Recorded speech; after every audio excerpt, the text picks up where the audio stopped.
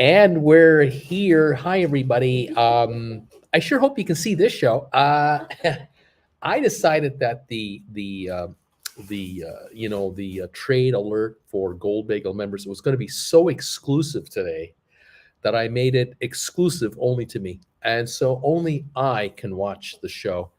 And so I'm up to date with all the trade alerts, and it's all good. So I'll see you guys later. Thanks for coming out. Have a good night, and we'll catch you tomorrow. You're not going for that, are you? Okay, all right. Well, okay, we'll continue on then. Welcome from Munich, Germany. It's Wednesday, June the 8th, and I screwed up on my settings when I set up my show. And unfortunately, I set it to what's called a private setting. And so as I was doing the update alert for all the Gold Bagel members, these guys right here, noticing on my over here, there's a little meter that tells me how many people are watching me at any one time. There was one person watching me the whole time. It was me. I was watching myself talk to myself, apparently. So anyway, it was so late doing that I just couldn't reset the whole thing all over again and do it. And I thought, oh, the heck with it. I'll just go live here at 8:30 Eastern time, 2:30 here in Munich, and welcome one, welcome all. And trials and tribulations of setting up your equipment in a different setting, different hotel room, different city, every few days. It's one of those things that once in a while screws up, and here we are. Welcome to the show. Nonetheless, it's Stock Markets in Plain English with your buddy Uncle Bruce. If you want to know what's happening in the markets and you're not all that market savvy out there, you know what?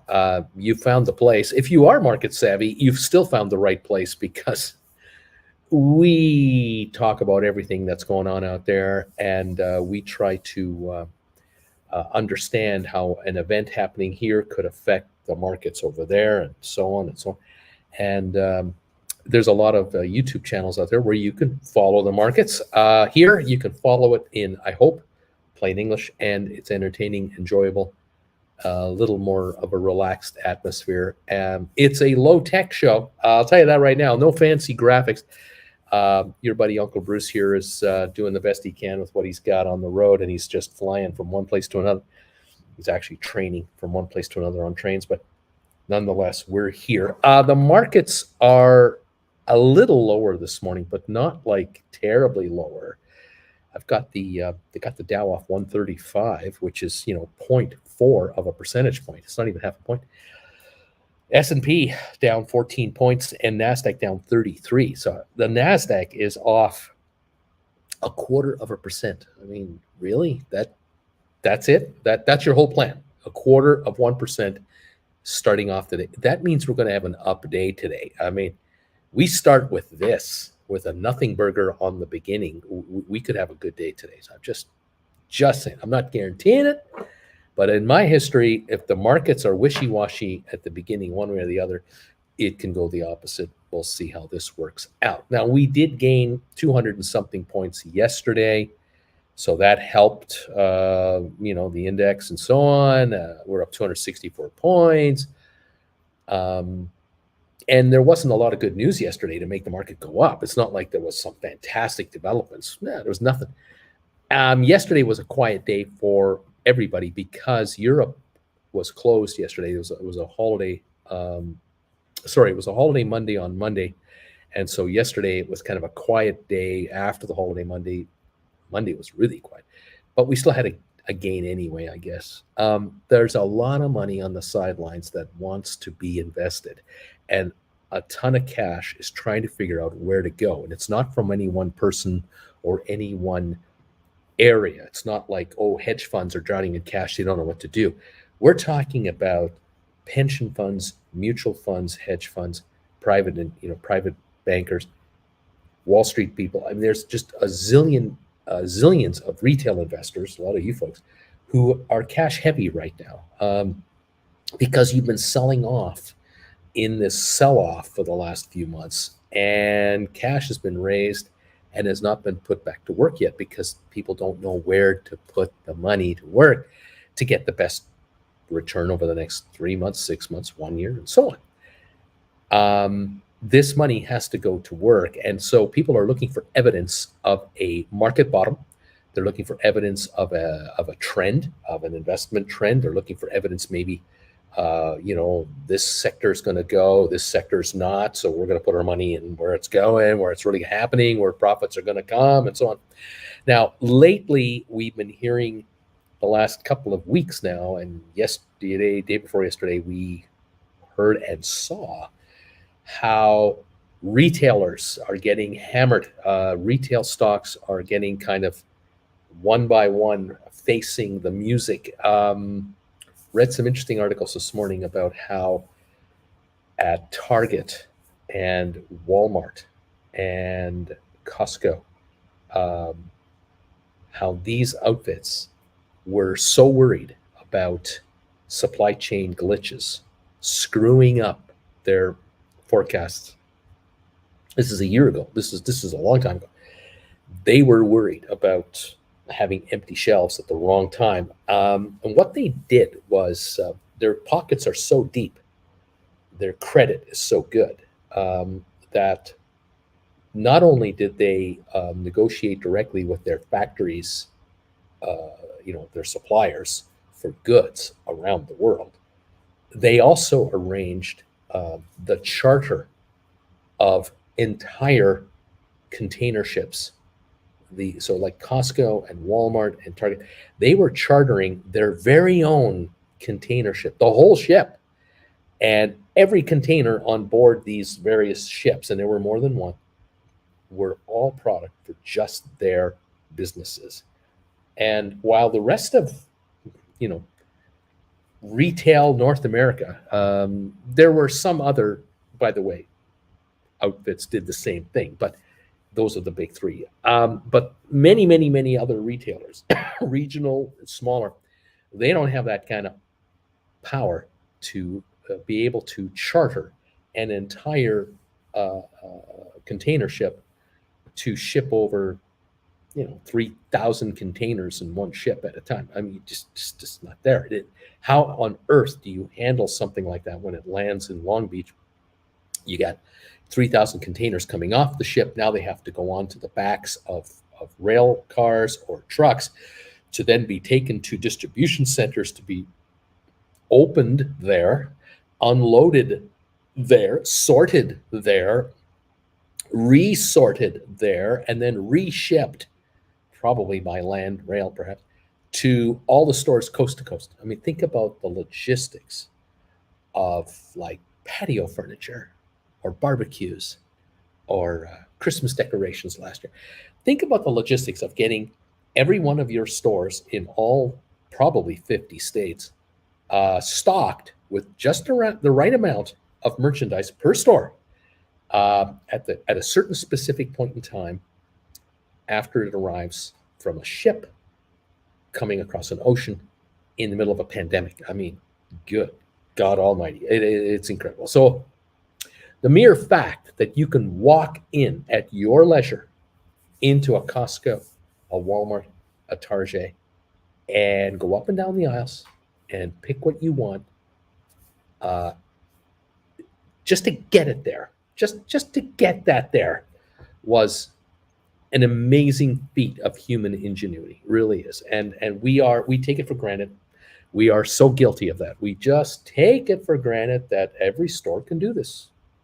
Mom and pops in small town USA or small town Canada, mom and pop shops, they rely on their suppliers, on their distributors. And distributors have to bring in product through container ships too, but they don't charter entire container ship. They charter containers that go on container ships, and these are the ones that were getting held up at Long Beach, Los Angeles, Portland, Seattle, up and down the coast. They were held up, and in the East Coast. And so we had this logistical nightmare.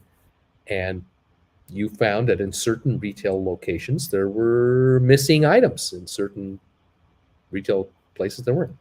Now, in the last 3, 4, 5 days, we have heard and learned a few little shocking details. And that is that our friends at Target, over at Target, they're saying, yeah, we kind of like chartered, entire ships to bring stuff in, right? But we kind of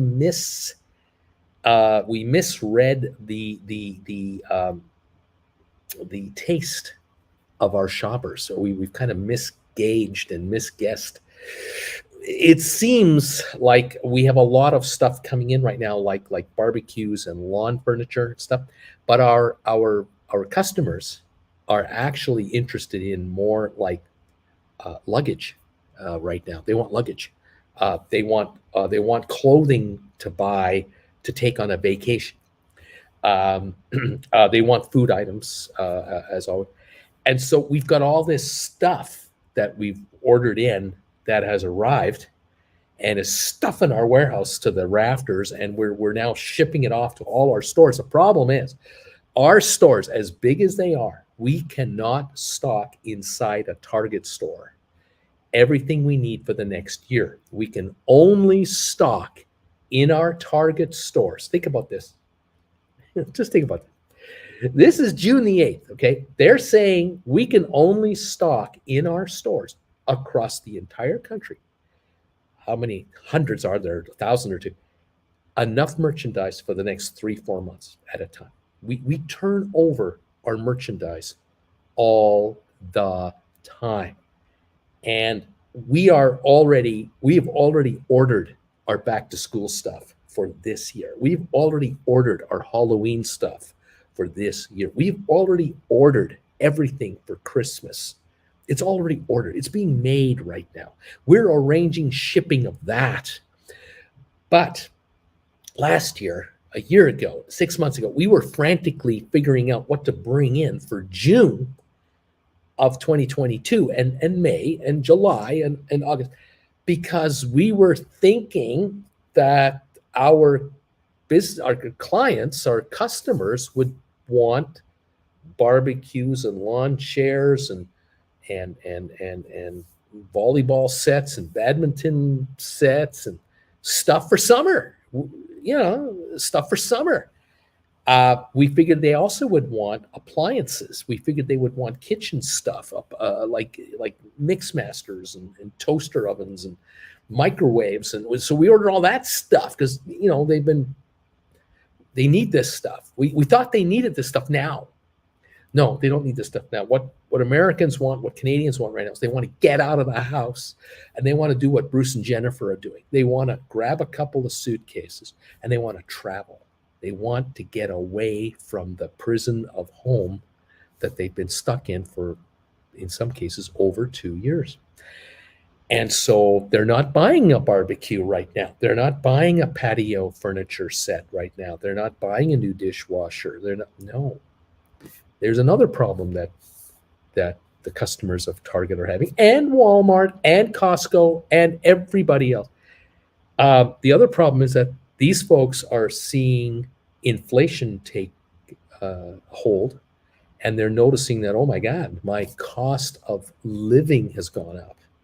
Forget about what I want and what I desperately want to have in my life. Forget about those new pairs of shoes or the new purse I want or the new outfit I've been dreaming about or whatever. Just putting food on the table, which we have to do 3 times a day. The kids eat like all the time. This is costing more money, and it's really screwing things up. This is not working out for us very well right now. And so there's this thingy about people worrying about inflation and its effect on their lifestyle.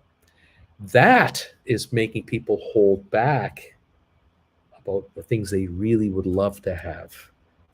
The new shoes, the new outfit, whatever.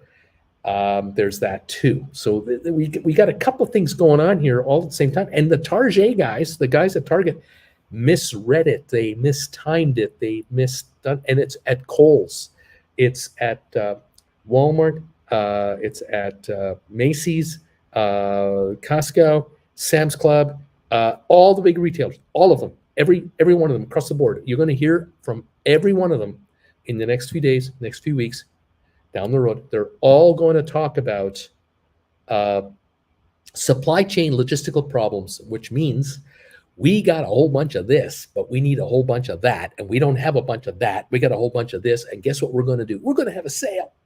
We're going to have markdowns. We've got to move this stuff out of our stores, out of our warehouses. Why? Because there are a whole bunch of container ships at sea coming in from all over the place with all the stuff for late summer, early fall, mid fall, late fall, early winter, into the winter. All that's coming.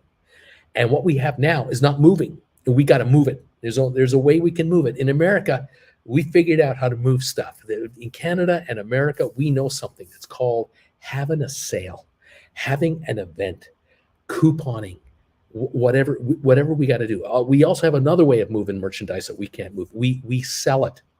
We wholesale it out to secondary sellers. We work with online sellers and have them flog it for us through their warehouses. We will transfer inventory from this warehouse to that warehouse. That's a secondary warehouse over there that moves stuff off. We'll take a discount. We'll take a hit on this merchandise to get it out of our systems. We cannot have 2,000 sets of patio furniture at every one of our Target stores. No, we know we can sell 500 at each one.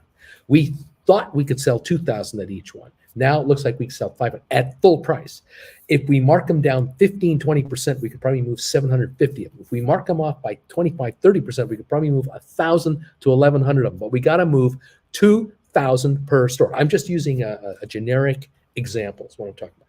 And I'm not talking about a $39.99 item here. I'm talking about $400 items, $500 items, $1,000 items with the hammocks and the picnic tables and the umbrellas and you know, the cheap one, the medium one, the really nice one, and the high end one. We're talking about the whole thingy here. Costco has this problem. Walmart and Sam's Club have this problem. Everyone's got this problem. What about Lowe's? What about Home Depot? I think they also have this problem. And then there are the barbecues, the small ones, the medium ones, the big ones, and the super big ones with all the outdoor kitchen add-ons like the fridge and the warmer trays. So, too many. The buyer ain't there to get it like they thought. When you miscalculate by 5, 10, 20, 30, 40%, you are talking billions of dollars in misses, billions of retail dollars not coming in at retail. Now we're going to have hundreds of millions of dollars less coming in at retail for these goods, which means the margins are shrinking.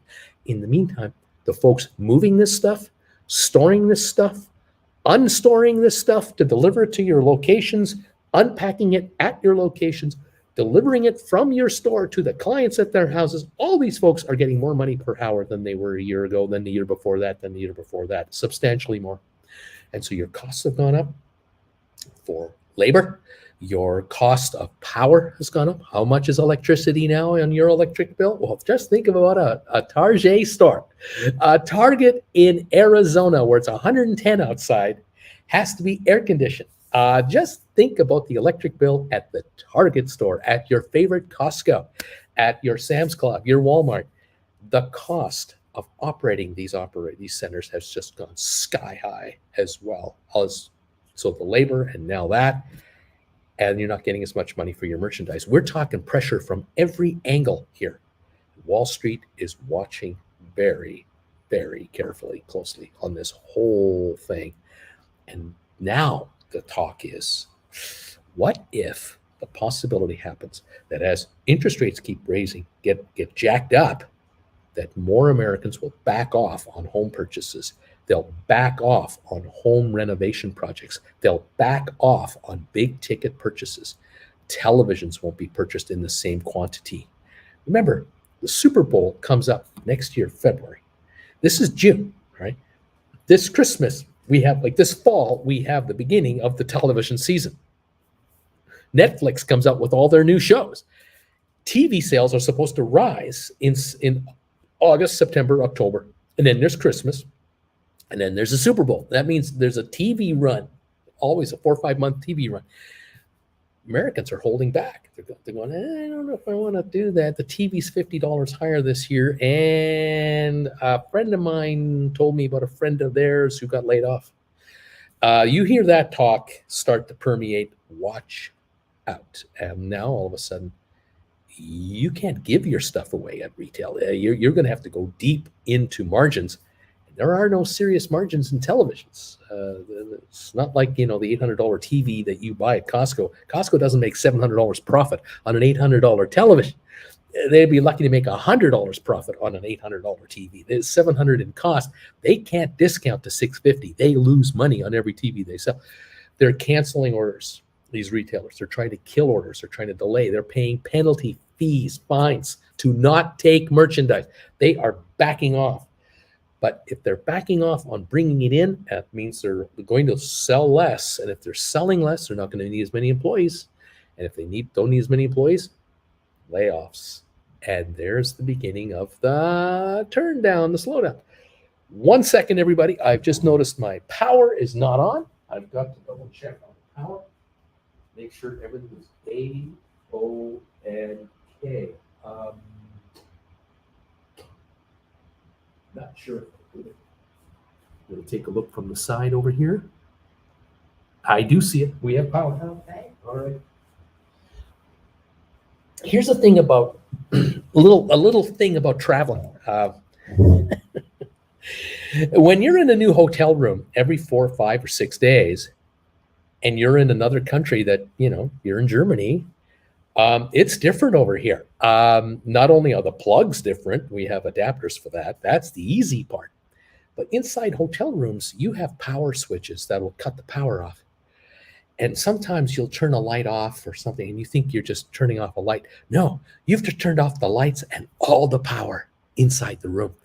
And you're looking at your computer and you're going, why is my power button going down? Why is my reserve power going down on my battery thing? And there is no electric little thing going on there. That's because your battery is getting sucked dry as you're talking live to your flock. And I'm plugging in power into my big ass iPad to try to pump it up. And I think I'm pumping up right now Jennifer's iPad as well. This computer is going, hey, man, you're sucking power out of me all over the place. There's a reason this is happening. So well, we've just stopped that problem. So for a moment there, I thought, I might go dark here. We're back. Anyway, folks, a crash course in retail has just been given to you from the big mega retail land up here, okay? In the last 20, 25 years, retailers have changed completely. You all know some of your favorite stores don't exist anymore. Back in the 80s, it began big time. It started in the 70s, but in the 80s and the 90s, it took off. And what I mean by that is what began to happen was firms like Sears, the Sears company, used to see Sears stores all across the United States. The Sears people and others realized that they were sitting on, they had big department stores in almost every major city in America. And they owned the building, they owned the land, they owned the parking lots. And what they began to figure out, and what very smart people were doing was coming to Sears and other retailers saying, hey, man, look, do you realize that your company's value is more tied up in real estate than in the retail operation?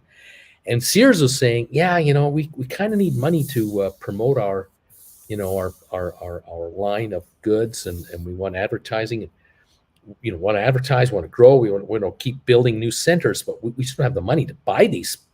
The land is a fortune now.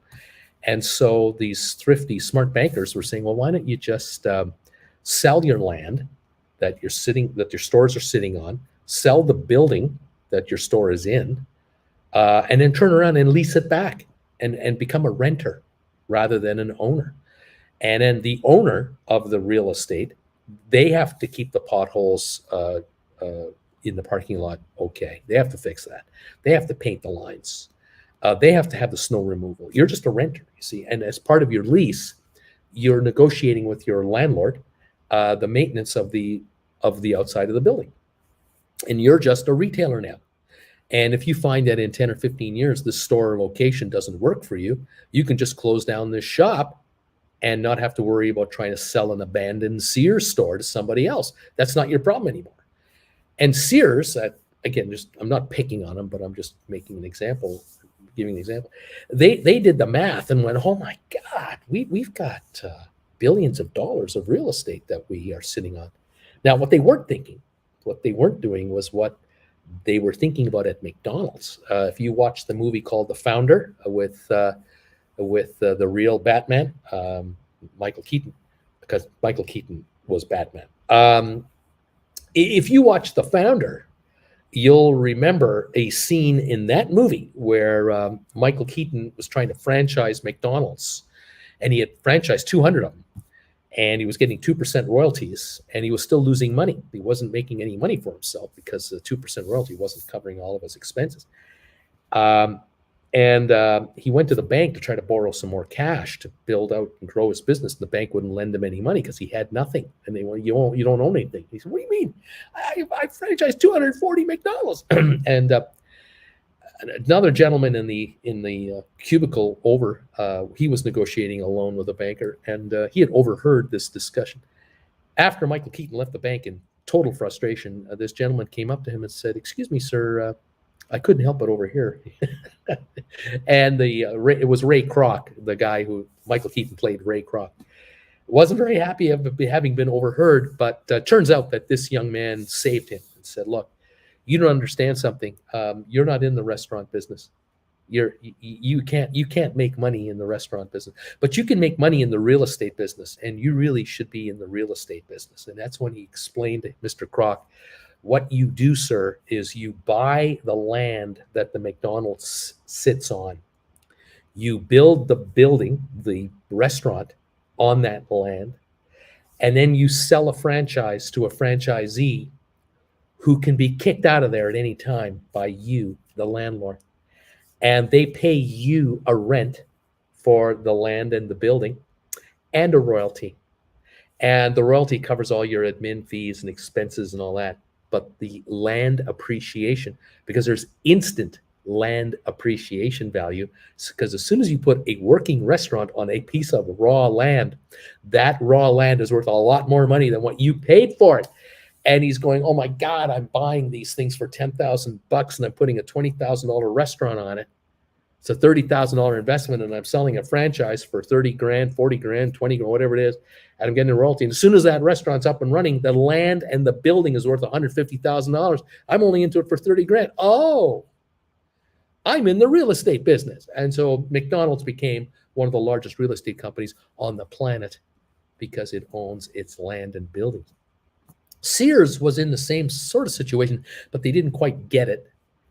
But they weren't sitting on a 200-foot frontage and 200-foot deep piece of land, or 100 by a 200 postage stamp piece of land. They are sitting on acres of land, shopping mall acres of land.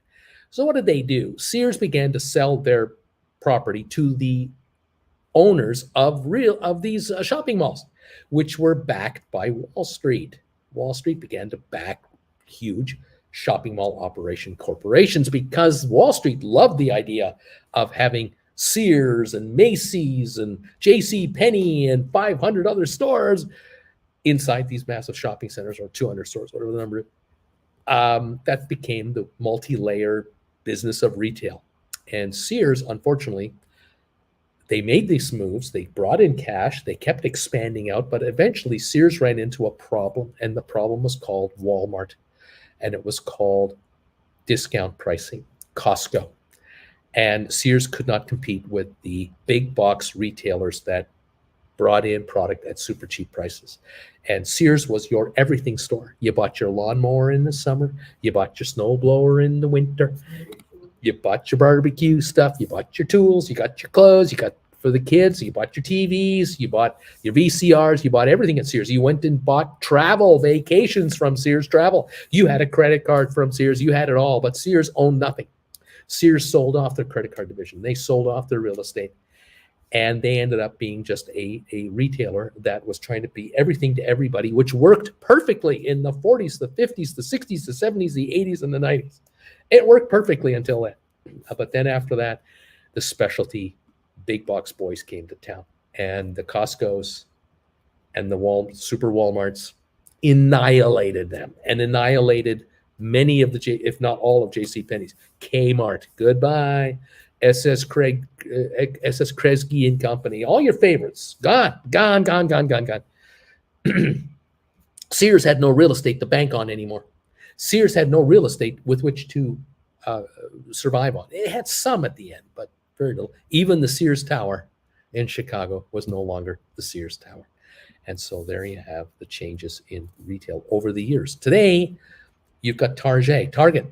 And Target has real estate. They have stores, and they have cash flow, and they have exclusive deals with their suppliers, because today's retailer, like Target and others, Costco, you go into Costco at Christmas time to buy toys at Christmas time, you will not find the same toy at Costco that you can find at Sam's Club. You will not find the same toy at Costco that you used to find at Toys R Us, or you will find at any other retailer, including Target. But then at Target, you will find toys at Target that are exclusive to Target and not exclusive to anybody else. And at Sam's Club, they're exclusive to Sam's Club and not anyone else. And one area I can explain to you is G.I. Joe. G.I. Joe kits, entire toy kits. You can buy one at Costco, but you can't buy that same toy anywhere else. And I, back in 2004, 5, I was in California at the time, and I recognized this G.I. Joe thing over at Costco is $19.99. But if I go into another store, they don't have, I can't find this G.I. Joe thing anywhere.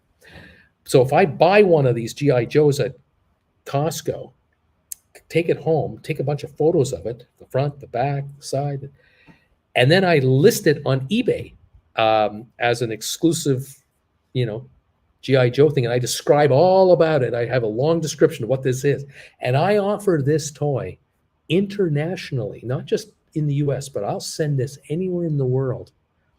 Let's see what happens.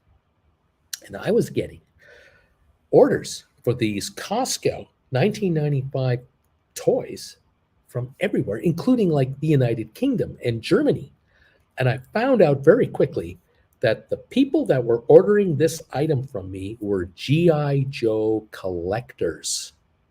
Yeah, adults, collectors.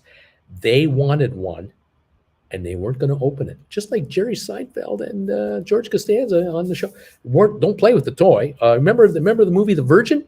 Never opened the toy. They wanted one of these. I had people paying me with shipping and everything else, $80 for a $20 toy with shipping included. I was making double my money. I'd get like $40 total on a $20 purchase. I'm making $20 to ship a toy for $20 plus shipping. And I got paid up front for this. And I sold hundreds of these around the world. I couldn't believe it. I couldn't believe it. But I quickly figured out, this retail world has completely changed. You can't. I have a mom and pop store in downtown Peoria, and we don't have a Costco nearby. I can't bring in that Costco toy from Hasbro or whoever makes it. They won't sell it to me. It's exclusive to Costco only. Only Costco can have that toy. No one else. And if I try to buy 25 of them at a Costco and then bring them into my store in downtown Peoria, I got to mark them up higher than what I paid for. Who's going to buy it from me for $10 more? No one's going to buy it from me for $10 more. They're going to go to Costco and do it direct. Yeah, that's the new retail world. And so you've got these Target stores who are, dealing directly with their factory makers, their factory producers of product, but you still have to be right as a Target. You better be right that if you do bring in 5,000 sets of furniture or 20,000 sets of, backyard summertime furniture, it's the right color, the right style, the right everything that you can move it, and timing.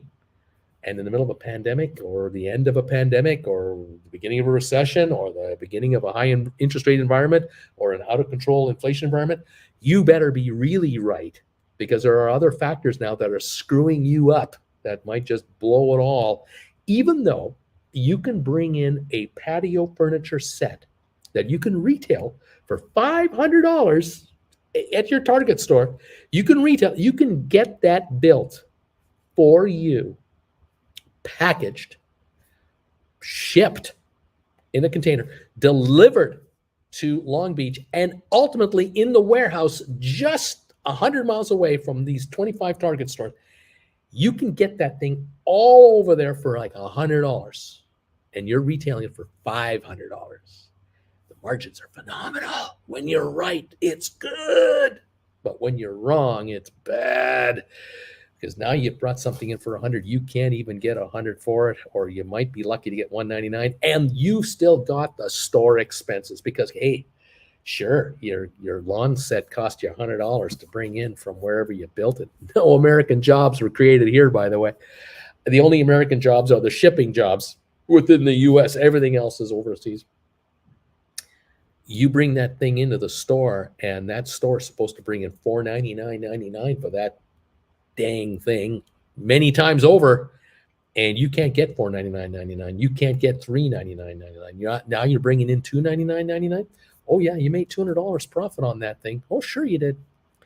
But gosh darn to heck, it's 110 outside, and that store is blowing air conditioning through here like you can't believe. The lights are on. The staff's getting $18.50 an hour, and there are hundreds of these folks. The drainage, the meter costs per hour are out of this world. You have got to move these sets of furniture, and you're not moving them at $400 a piece profit. They're moving them at $200. Yeah, your numbers are off. And this is the problem with a gigantic megalothic retail company like Target or Costco. You miss by 2%, you screw up millions of dollars in profits. It turns into millions in losses, and it can be unlimited because those stores have to be open 7 days a week, 12 hours a day, whatever the hours are. Yikes. That's what's going on right now in the world right there. We've been watching these stories the last couple of days, and I can tell you that on CNBC, it probably gets 4 or 5 minutes of coverage a day, maybe 10, and that's about it. I just been talking to you nonstop about this for I don't know how long. This is huge. It's beyond massive, and it won't stop. This is not a one-off. This is not a one-item problem. This is a problem that is thousands of items huge, and there are thousands of employees of these corporations who do nothing but plan to order merchandise into the stores at certain times of the year, and they are planning a year from now and a year and a half from now. They are planning.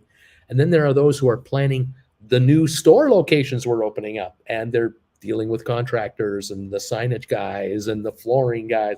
Can you imagine the cost of building a new Target today versus 2 years ago? The cost of a new Target.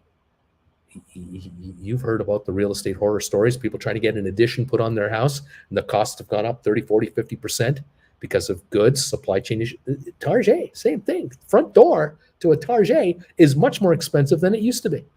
Target does not buy old stores and renovate them. They take raw land that they buy, they put the foundation down that they pour, they put the building up that they own, they bank it, they finance it, all that stuff, sure. But that parking lot, that building, that's a Target thing. Target doesn't become part of someone else's complex. It's the other way around. You want to be involved with them, you're on their real estate. This is big money, and this isn't 1 or 2% missing of margins. This is huge. That's what's going on out there, and we're watching a lot of that. Okay, so let me come over here to where we at, what we're watching and what we're looking for. Thank you so much, so many of you who have already come here, who've been very kind to me. Thumbs ups have been coming in, like you can see here. DQ, I'm like 30ish, Bruce. I give you a thumbs up, but I don't know what number I'm at. Olivia knows I'm number 45 thumbs up. I know exactly who I am. You're a pro, Bruce. Mirko, it's all good, Uncle B. 47 thumbs up, 51 thumbs ups. Thank you guys so much. 66 for Nazareth. Thank you. 73 for Munimo. 78 for Jennifer. 80 for Aurora. Guys, you're awesome. 86, 89, 93. They're coming in. Thank you, Big B, for being here. All of you, thank you. 102 from Options Nomads. 105 for Friday has been exercised. People are getting exercised on their stock because GameStop is higher. Me too. My 100s on Friday are gone. Now we wait for the big dip to buy more. What is going to happen? I'm buying 2 more Google to give me 5 shares. Guess why? Because you're going to have 100 when the split's done. That's right. Google splits 21 next month. Here we go. Oh, my. Oh my God, me and my wife used to sell tons of stuff on eBay. I did for about a year and a half, 2 years. I did a lot of eBay work. Was trying to make it, trying to make some bucks. And I did toys for one Christmas only. Found out pretty quickly, this is a limited time deal. You can only sell these G.I. Joes for as long as you can buy them. And at Costco, you can't buy a toy all year round. You can't buy a G.I. Joe toy all year. This thing is for Christmas. And that's it. They only bring in so many thousand of them, and they're gone. So you better replace that product with something else that everybody wants. Problem is, you can't bring in another G.I. Joe item for the G.I. Joe collectors. Where are you going to get it from? There are no others until next year, Christmas time. And even then, Costco may or may not bring in a G.I. Joe item next year. They might decide that next year we're bringing in a Hot Wheels item. Has nothing to do with G.I. Joe. We're going after the Hot Wheel collectors next year. And the year after that, we're going after a Barbie something collection of some kind. You never know. You have no clue. So as an eBayer, you're vulnerable to going broke trying to move product through reselling Costco stuff around the world. You're asking for it. But, for the 2 or 3 months you're doing it, it's great. And you just, hey, I just tried it, made a few bucks. Why not? It is what it is. Anyway, let's move on here. Nazareth, I have $130 call options on GameStop for next Friday. Let's hope they don't get exercised and we get a dip here real quick. Let's see what else is going on. I'm wondering what to do with my 105s for the next couple of weeks out. I'm just going to wait. I'm just going to wait and see if the stock wants to back off a bit. It can easily cough up $20 a day, just like it can go up $20 a day. We all know this story. 142.88 right now. It's down 362. So we'll see what happens with that. Let me just double check everything here. Yeah, there we go. Yeah, 142 right now. We're coming into the open in 18 minutes. We'll be open up for business. Okay. There we go. Moving on. Got it. Nice, says Alberto. Lame Duck says, yeah, 2 more gives me 5, and then that gives me 100. Spires up 8 cents in the pre-market. Double D has a split been announced for GameStop. Not that I know of. Not that I'm aware of. Does anyone know of anything? I haven't heard anything on GameStop. No. Again, thank you all of you for being here today. We're down 186 on the Dow at the moment. 21 on S&P. Down 64 on NASDAQ. That's what I see going on here. Crude oil up 97 cents a barrel to 120.38 in Texas, and apparently Brent crude is about the same price here in Europe. They're almost equal, actually. And there's one way for Russia to get utterly defeated financially and have a tough time with the war, and that is if we use less oil and crash the market to $40 a barrel. That would just about do them in. They would be economically ruined if we did that. But for some reason, we don't want to stop driving our fancy cars. And, it's the way it is. It's our economies, and it's the way we are. And our leaders aren't telling us to do it either. And even if they did, we'd vote them out of office. If all the leaders did it at the same time, we wouldn't know who to vote out of office, except for the new guy who says, I'm going to make oil go back to $2 a barrel. I'm not telling you how to do it. I'm not going to tell you how I do it, but I'm going to tell you that's what's going to happen. Vote for me, and you vote for him, and he doesn't know how to do it. And there's another 4 years wasted. Russia keeps winning the war. So there you go. We just have to use less. That's all there is to it. What can I say? Watch list. Let's take a look at some of our favorite stocks here with about 16 minutes to go before we start trading. And let me tell you what I'm seeing right now. I'm noticing looks like a Rocket Lab is off 3 cents to $4.81. SoFi is off 4 pennies. GameStop 142.08 off 440. We've got Matterport. Hang on. AMC down 11 cents. Now Matterport looks like it's up 4.5 cents to 504. 23andMe is up maybe a penny, 240. Spire up 8 cents to 178. A little recovery from that 20-cent drop yesterday. ATIP Physical Therapy. I don't see any trades. I don't. What do I got on Smart Rent? Down 9 maybe. 580. Sextera, no trades yet. Apple down 49 cents. This is hardly a sell-off issue. Goldman down 325. Okay, it's down to 318. Cisco down 23 cents to 45.34. Tesla down, make that up, 360 a share to 720. Arc Innovations up 6 cents. Microsoft is down $1.11. Nothing to worry about there. Bed Bath Beyond unchanged, but the story is Bed Bath & Beyond is also in this retail morass nightmare.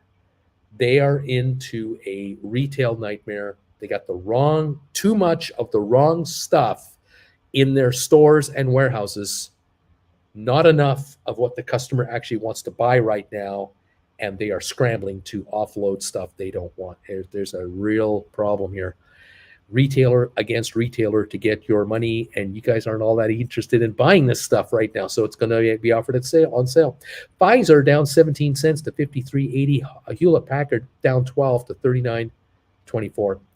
Twitter is down 22 cents to 39.91. We keep wondering whether or not Elon is going to buy Twitter, and for how much, and is he just playing around with these guys, because there are no competing offers anywhere on the horizon at this moment in time. That's the story from what I can see here at the moment. Thank you all for being here today, hanging out with us today, getting ready to start trading today. Again, if you tried to join me today on the Gold Bagel member pre-market alert show, I apologize.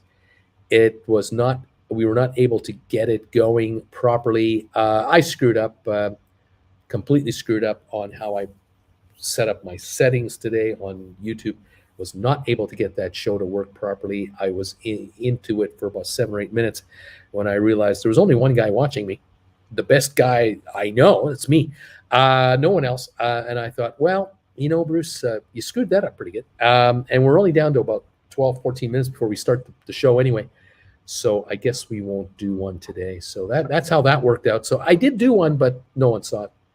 And so here we are on the regular show. So welcome, all of you, to Stock Markets with Bruce, where we try to explain the stock market in plain English, but we don't tell you how to be a better YouTuber, because you don't want me to tell you how to be a better YouTuber. I'm screwing up left, right, center all the time. 142 is the last trade now on GameStop in the pre-market. We're down $4.50 a share at the moment. The volume is only 57,000, and isn't that telling that the pre-market volume on GameStop right now, with rumors everywhere that the short position on GameStop is at its highest level in 6 months. With all that knowledge, we have traded 57,000 shares in the pre-market this morning. It's a nothing burger. There's nothing going on. Stock can't go higher if there are no buyers to buy it up.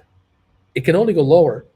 And if you're a shorter, and I'm assuming, I'm going to say, if you're a shorter and you're a large entity, okay, you're short 100,000 shares, you're short 1 million shares, whatever, you would think nothing of shorting another 50,000 shares today in the open market and drive it down another $3 or $4. You would think nothing of adding to the momentum of the down dip if there were to be one. You would think nothing of it. Because if you were shorting this morning at 143, 142, 141, 141, and then later today it's trading at 125, 26, 27, you could buy back the stuff you shorted this morning at 142, 142, 43, 144, buy it all back at 121, 22, and make $20 a share and all that stuff, which brings your average exposure down even further on all the stock you've shorted already. I mean, if there are entities out there who have shorted GameStop from 110 to 130 or from 85 to 125, they shorted in there, they're going to short here, and they're going to lift their average short value, average cost that they sold it for, higher. And if they can flip $10 and $20 bills today, tomorrow, the day, this brings their overall average price higher, which means that, yeah, so what? We're short a bunch of stock, but we were averaging 105. We're now at 117. We're $12 closer to the market. We're hardly worried. We've got billions of dollars to back up a bet. We're going to win on this thing. I wonder if maybe that's going to, I don't know. Got assigned on GameStop this morning. Thought I would have at least another trading day. Should I wait for the split to reopen a position? There's another good question. This is one of the questions we are asking here. When will the GameStop board of directors call a meeting? When will they approve the growth of the outstanding stock position from 300 million to $1 billion? And when will they announce a split? And what will it be? The shares are $142. What do you want? Like, if you want to do a stock split, I understand many reasons why you would do it. One of the reasons is to improve liquidity on the stock. Because if now, these last few months, if the shares can trade, in a minute or two, they can move up or down $3 or $4, only because there's a buyer at 142, but the lowest seller is 142.50. The next lowest seller is 142.94. The next one's at 143. The next seller's at 144.50. I mean, there's so few sell orders and so few buy orders in a concentrated area. The stock can swing $1 either way in seconds. One of the ways to combat that is you split the shares down by 3 times, 4 times, 5 for 1, and have 5 times as many shares out there. And the objective with that is, instead of having a 50-cent spread between one buyer and a seller, you might only have a 5-cent difference between buyer and seller. Now, it's 1/5 the price. That would be down here, $28 a share, something like that. So 28 to 28.05, 28.05 to 28.10. That's one of the reasons you do it. The question being asked, though, is, okay, I got assigned, and should I wait to buy my stock back after the split? Because, if they announce a 5 for 1 split, there's 5 times as many shares now. Does that necessarily mean the shares are going to go up right away? Or after a day or two or a week or two, would the shares slump back? And would they come back down to the price where my contracts got assigned at, my shares got assigned at, 105, 110? The equivalent of that on a 5 for 1 split is $22.50, $22.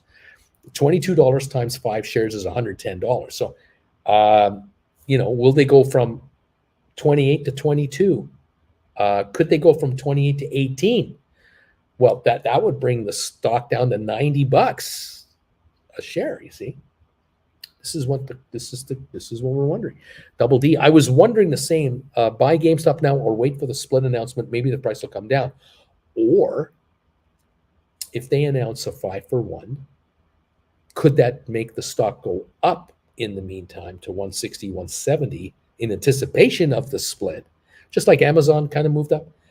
And then it could back off from there again. Like, how are we going to play this?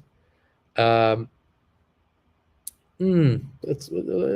Uncle Bruce giving advice to Uncle Bruce. There it is. GameStop rug pull. Okay, Cam, 141 thumbs up this morning. Daddy got some calls to sell. Come on, GameStop. Splair, isn't it that what makes the channel lovely? Nobody's perfect, but we're all special in our own things we do best. There you go. What a great photo there. 2 guys in Amsterdam. You got to love that. Splair, by the way, good morning to you all. Thank you, buddy. Duncan, thumbs ups and shades. Thank you all for being here. we have a lot of questions that we need answered, definitely. And the first one is, hey, this short thing has it run its course? We had a pretty good day yesterday. I mean, the shares went for a pretty good run yesterday. They've had a good run, period, but they went up 18.40 a share yesterday. Isn't that a little much for a volume of what, 6.1 million? That's kind of like a little too much. Being off 450 wouldn't surprise me right now. I'm not surprised to see down 450 at 142, not at all. But could today be a day where we're back to 132.50 by the end of the day? Could we be down $14 today again? This is Wednesday, isn't it? Tomorrow's Thursday. Could we be 120, 125 tomorrow? And then Thursday, are we going to have a tough time holding 120? Could it be we reach 110, 120 Friday and just kind of muddle along? I don't know. The board of directors has to, the ball is in their court. They have to have their meeting, call their shot. Now, at $142 a share, 145 a share, 150 a share, do they want to do a 3-for-1 split and just have the shares go down to 50 a share, 48 a share, 45 a share, trade between 45 and 50 range to start? Do they want to do a 5-for-1 and have these shares reach more like 28 to 30? Do they want to do a 7-for-1? That would bring the stock to $20, $21 a share. Is their mental thinking, is their mentality such that, if we do a 7-for-1 split, we'll trade around $20, $21 a share, and with some hype and announcements and, we bring out some news, like, do they bring out some news? Could it go to 25 to 30 a share? If it goes to 30 a share after a 7-for-1 split, 30 times 7 means the stock's at 210, you see? So maybe their thinking is, well, yeah, we'll do a 7-for-1, get the stock to trade around 20, 21, and with a little bit of momentum and announcements and stuff. We'll talk about the NFT and the crypto thing, maybe the stock will go to 30, and that's 210 a share. Maybe at 210 a share, at 30 a share, we'll issue 10 million shares from the treasury for cash. We'll bring in 300 million additional cash. That's like bringing in 300 million at 210 a share. That'd be pretty good. Or they might issue 50 million shares at $30 a share for additional 1.5 more billion in cash. So they're sitting on 2.5 billion in cash, right? Maybe they'll do that. I don't know. They issued stock at 154 a year ago? Something like that. Remember that? Remember when they did that? The stock had been to 300 something twice, but they never issued anything up there. But they did issue, what was it? $2 billion worth of stock. What if they did it again? They would say to Wall Street, screw you guys. We just raised another $1.5 billion cash. We've got $1 billion in the bank. We now have $2.5 billion in the bank. We got a $40 million loan to France for a COVID thing. That's it. We're not going out of business. You can talk badly about us all you want, but we're not going out of business because we did our split. Stock took a run. We raised a bunch of cash. We'll trade between 25 and 35 a share for years with $2.5 billion in the bank, and we're growing out our business. Maybe that's their secret plan. The whole plan. That's the whole plan. I don't know. There are those in Wall Street saying, this thing's worth $10 a share right now. Forget the split. It's worth $10, $20 a share. That's it. That's all they're worth. Well, we'll figure it out. By the way, we're a minute away from opening, so I should shut up and get ready to trade here. Thank you all for popping in here. Late to the party, but it looks like my 100s for Friday got exercised last night. People are noticing their stock getting exercised. So they're sitting on cash right now, and they're getting ready to get to work again. We're going to see how this market wants to behave itself. Right now, I'm showing it down 186 on the Dow. I'm showing down 21 on S&P, down 64 on NASDAQ. About a 0.5 percentage point across the board is where we seem to be at right now. We're waiting for Larry Titus to give us the green light to start trading. The bell should be ringing. And yep, same assigned GameStop trying to decide. I'm waiting for the split. But then again, is there a dividend? I would miss that. I don't know if there won't be a dividend. They would have announced a dividend. There's no reason to announce a dividend of any kind, really. And the dividend wouldn't be cash. It would be some kind of crypto something, and I don't think they're going to do that. Larry, the bells have just been rung by Larry Titus. That means we're up and running. We're trading now. We're going to see how this market wants to really open after 15, 20, 30, 40 minutes. We'll see if these losses of half a percentage point are true and are really going to hold or not. What are we really going to do here? Let's find out. We're about to know where we're at on this market now that the pre-market is out of the way and we can get trading for real. What is really going to happen? The OECD, Organization of Economic something and Development, warns global economy will slow down, but expects it to avoid stagflation. That's good. That's good news. That they don't think it's going to get caught in that quagmire of stagflation. Okay. Assigned on game, says Hector Alberto. Thanks, Larry. We're now down 175 on the Dow Jones. That's what I see at the moment, 175.99. We're down 20 on S&P. We're down 34 on NASDAQ. We've got GameStop right now, I think, at 139.50, down $7.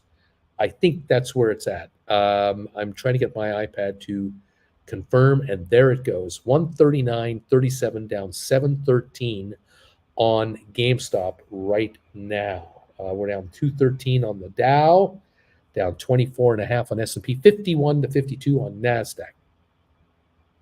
NGOs cut in growth forecasts, causing the Dow to drop. I don't know if that's true. We were down all morning. The shares you receive from the split are the dividend. Well, that's true. The however number of shares you get are the dividend.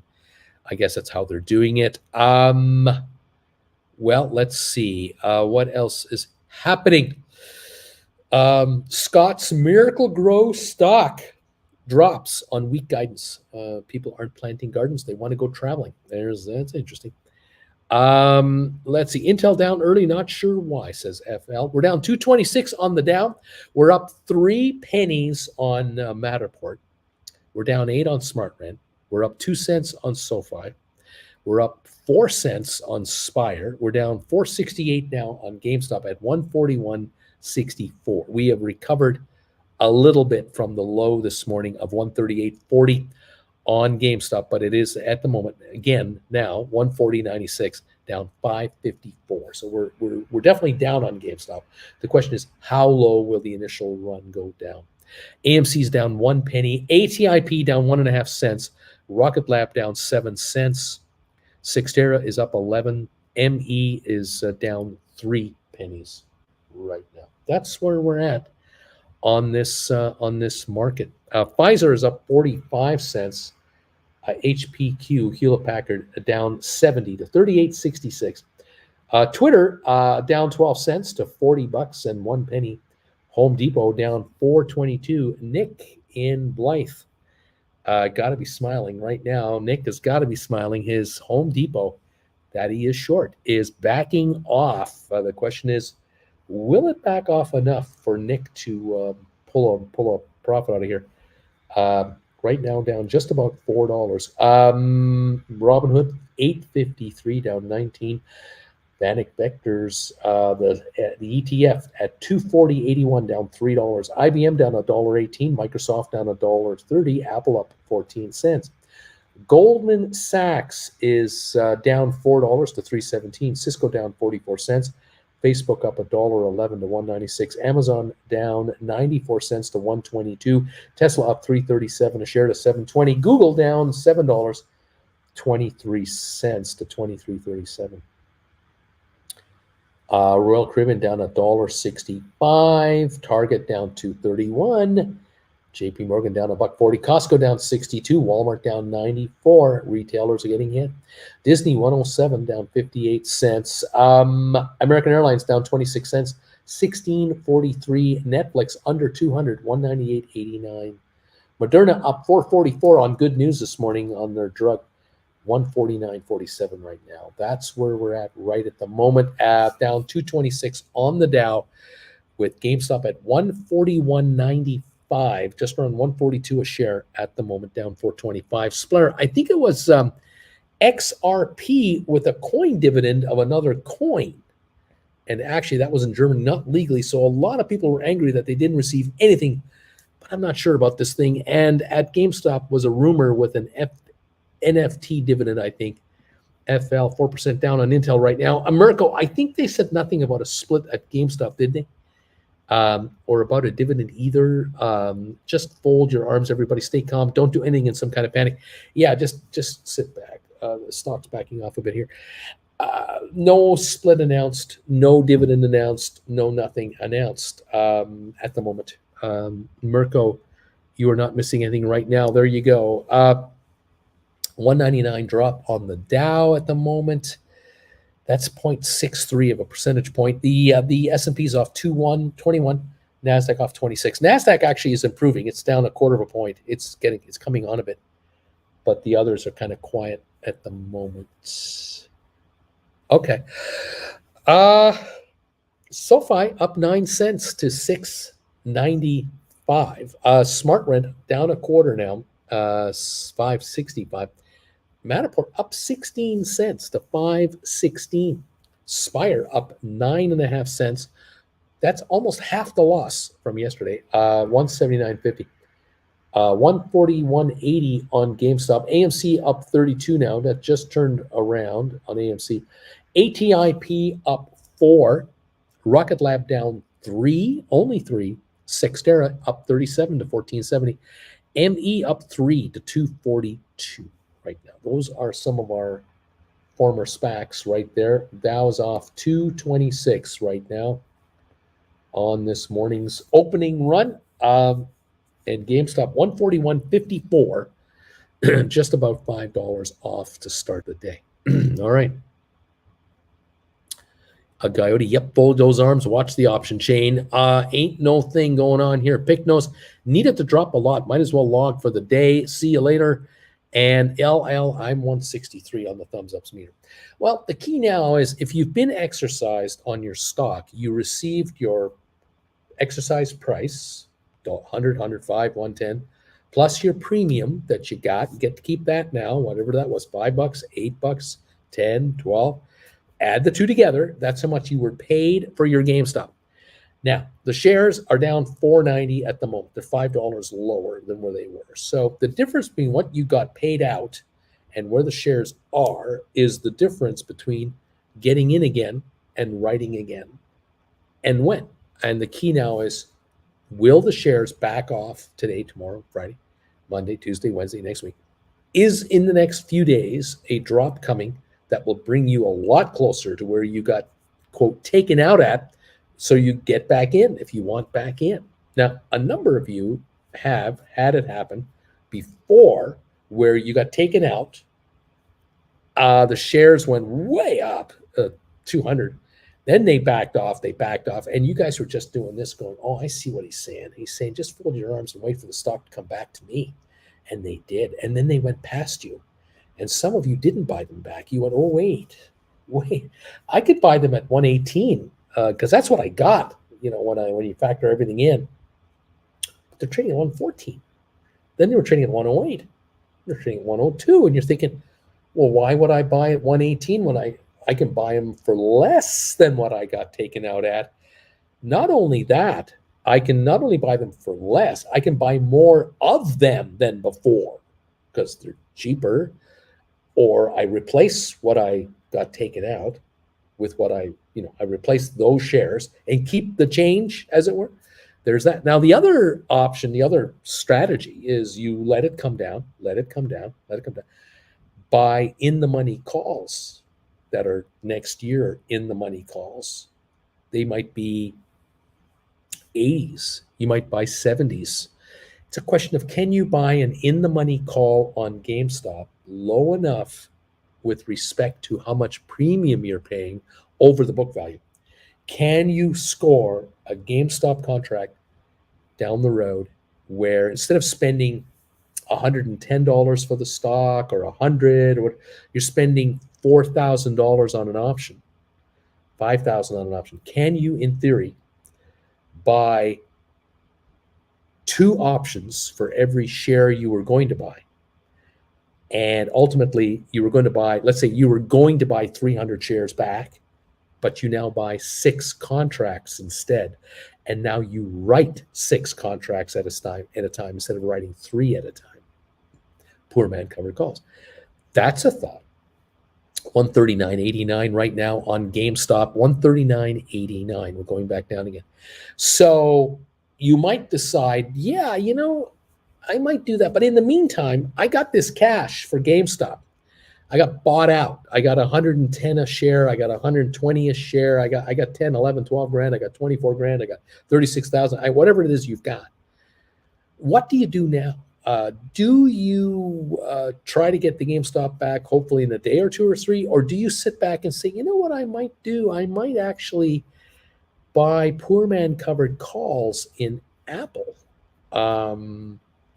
I might do that in Microsoft. I might buy poor man covered calls on HPQ. Maybe I'll buy HPQ $25 calls deep in the money for next year. They're good for next year.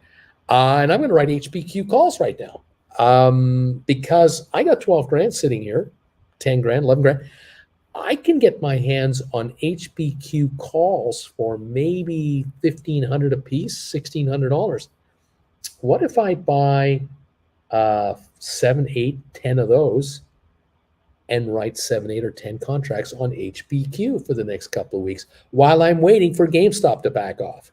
And as GameStop backs off, I might decide to cash out of my HPQ and then make a move into either poor man covered calls on GameStop, or buy the shares of GameStop if they go low enough. There's a number of ways to play this. On the other hand, you could buy 2 HPQ covered calls in the money, 2 Apple calls, or one Microsoft. You have 3 or 4 different companies now that you're writing calls on, not just one.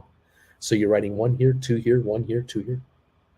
That might be something to think about. Wavy gravy. There are rumors of an NFT dividend, but that could come later on after the split and after they finish their NFT marketplace. I think that's way down the road. I agree. Wavy gravy, way down the road, Marco. And if GameStop decides to do any of the above, they'll have to announce it before they do it because they are a publicly traded company. Bingo.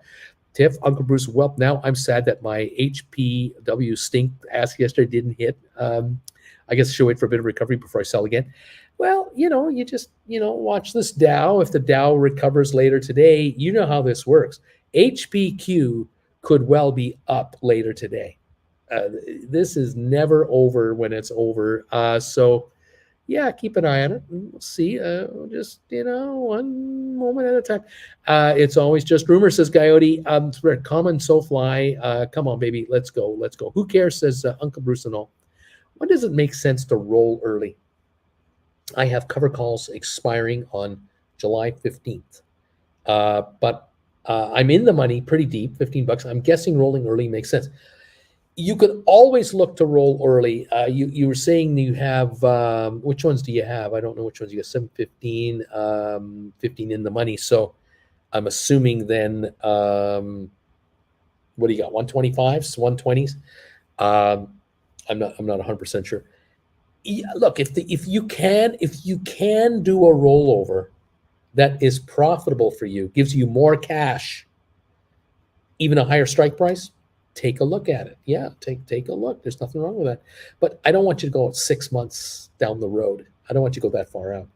And I have no reason to think it's coming back down. Says, who cares? Oh, there's that. Okay, yep, I have 11,000 cash now. I got to do something with it. Well, there you have it. You don't have to put it into any one deal, and you don't have to put it into GameStop calls. You can wait on GameStop.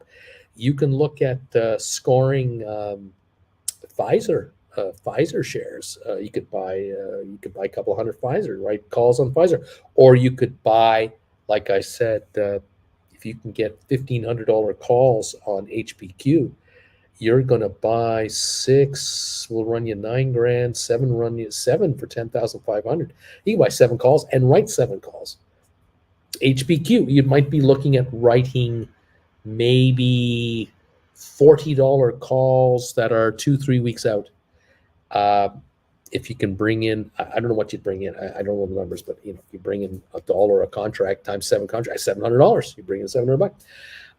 Making money on your money while you're watching the GameStop shenanigans. Right now, 144 on GameStop. I mean, we're talking shenanigans here. 139 to 144 in 5 minutes. What is going on, right? There you have it.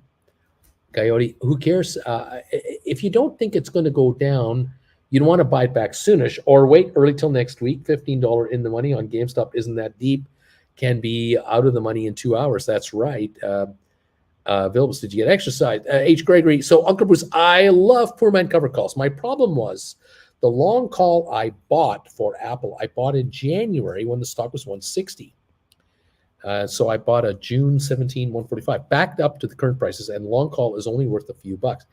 You got to get a deeper in the money call. And this is why I usually say to everybody, you want to be 20% in the money.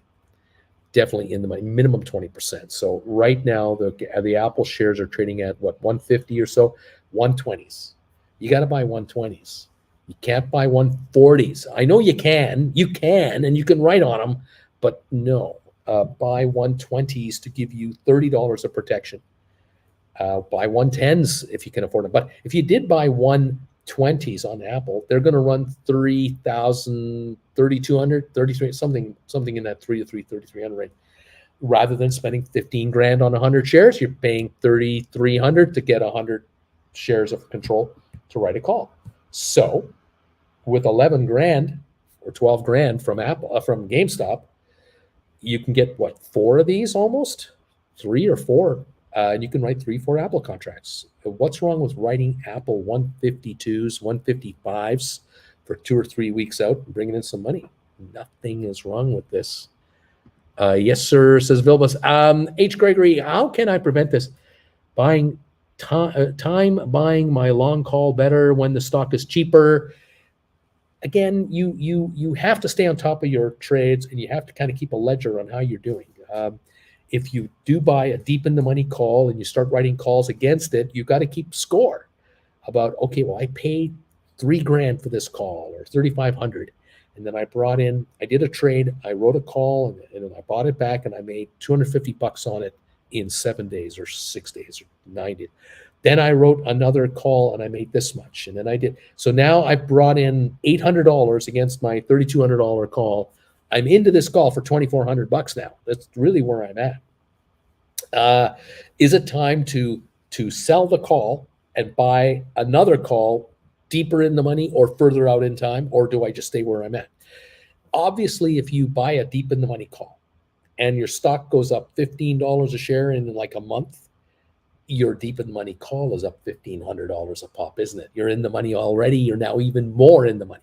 You can roll out of that and roll into another one that further out, but a little higher up on a premium.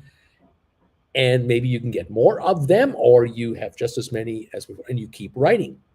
But you're always keeping score on how much cash you're bringing in. Because if the shares do back off, you should be scoring on those writes. As you have been writing calls, they are dropping dramatically. You're buying them back. You write another one, it drops. You buy it back. You make more money. That is compensating you for the drop in the market. This is the beauty of this deal. But you always want to be in the money on your calls at all times. Sometimes you just move down $5. You sell this call and buy one back that's $5 lower. You pay a bit more for it, obviously, but you're now writing with more coverage, more protection.